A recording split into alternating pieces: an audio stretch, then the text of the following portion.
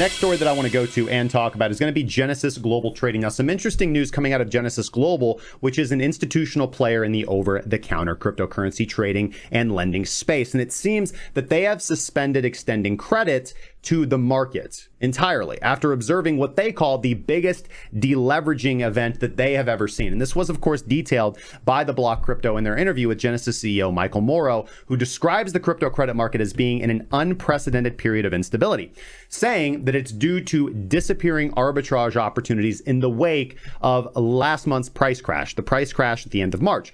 And he explains how earlier this year, the Bitcoin futures market was trading at a premium to the spot market, which is typically what happens. And as a result, counterparties would borrow United States dollars from a firm like Genersis Global in order to purchase crypto assets in the spot market that they would then sell on futures markets and wait until futures expiration, capturing that spread, capturing the arbitrage opportunity. And that's exactly what you do.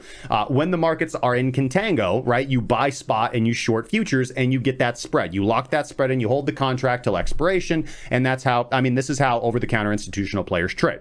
Backwardation strategies are a little bit more tricky to pull off. You really need to be a professional to do this well. But essentially, when the 12th and 13th of March happened, the market was flipped completely on its head, according to Moro. And as a result of Bitcoin's dramatic decline in price that week, traders began returning the dollars that they had borrowed from firms like Genersis Global, and they saw futures markets begin trading at a considerable discount, meaning that the markets were now no longer trading at a premium, meaning that they were trading in backwardation, i.e. futures markets were cheaper than actual spot prices of Bitcoin. And traders developed a new strategy, a backwardation strategy, one we actually do not see that often because, as I said, it is trickier to pull off and execute, where they short the spot market but begin buying the futures contracts, waiting, as I said, for expiration date in order to collect that spread. Now, again, the reason why this is tricky is because it's fairly easy to go spot long on BTC, because then you can, here's the thing, this is why it's tricky and also why it's more dangerous, because you have to hold the funds on the exchange.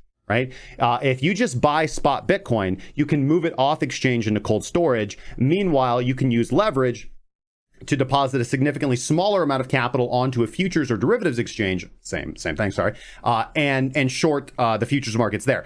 With this strategy, you have to short the spot market and go long on the futures contracts. So the futures side is fine, but you have to hold that considerable capital on there because there's not too many places where you can short spot Bitcoin. Again, probably the only one that comes to mind for American traders is going to be Kraken. And Kraken does not have the highest available leverage, meaning that you're going to have to keep a significantly higher amount of capital on the exchange. That's why this is inherently riskier for investors or institutional players to do in this fashion. But it is a strategy that Genersis Global here says that traders began executing, also noting that price action and subsequent panic led to a considerable network congestion for the Bitcoin blockchain, making it a challenge to even be moving a lot of assets at once around during that period, at a time when you would really want to be moving assets around as nimbly as possible to take advantage of these arbitrage spreads.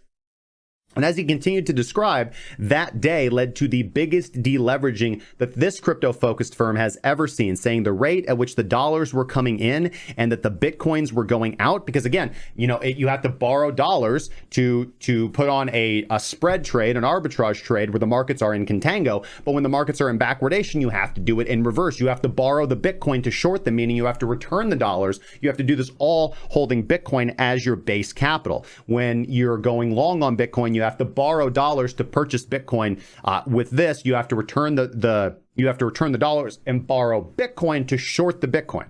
So this makes it even a little bit more inherently. This makes it much more volatile, right? This is why, as I said, this is a strategy that you will often see institutional players put on. But again, one that individuals were clearly eager to take advantage of, even as kind of unnatural as it is.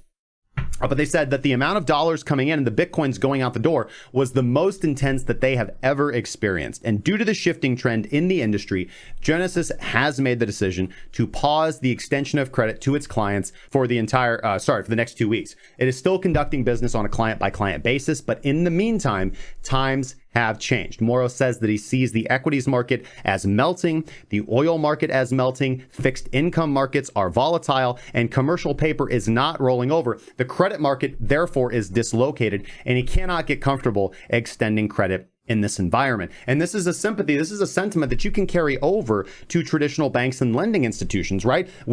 I told you guys I spoke weeks and weeks and weeks ago when this thing all got started. I said, go out now and get your refinancing done. Get loans if you want to get loans, because the capital is going to dry up. And it certainly is, right? Not only have those attractive refinancing rates gone right back up. Why? Because the smart and savvy credit users of credit went out and got all their refinancing done exactly when I recommended to do it, right when everything started to hit the fan. That's when you want to go do it. You cannot just wait. Like, these opportunities are not on the table indefinitely, right?